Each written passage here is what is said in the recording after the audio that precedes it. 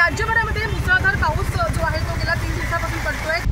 आता isakal.com आहे देशातील नंबर 1 ची मराठी न्यूज वेबसाईट। प्रत्येक अपडेटसाठी isakal.com ला नक्की भेट द्या।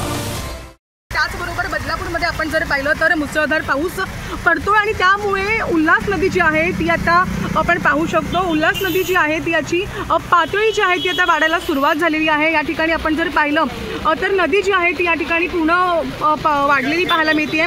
पाणी जे आहे नदीचं ते हळूहळू आता बाहेर आलेलं आहे। प्रशासनाकडून आपण जर पाहिलं तर अग्निशमन दलाच्या गाड्या ज्या आहेत त्या देखील पाहायला मिळत आहेत। लोक या ठिकाणी येतात, मात्र लोकांना इथे थांबू नका अशा सूचना ज्या आहेत त्या दिलेल्या आहेत।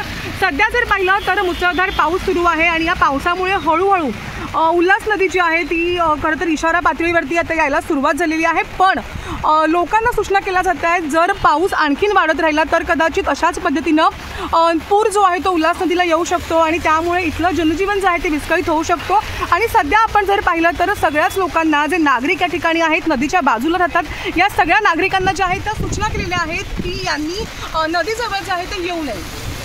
सीमा दाते, बदलापूर, साम टीव्ही।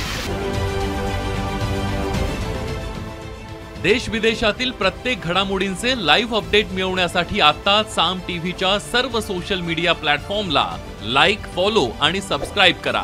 तसंच सर्व नोटिफिकेशनसाठी बेल आयकॉन प्रेस करायला विसरू नका।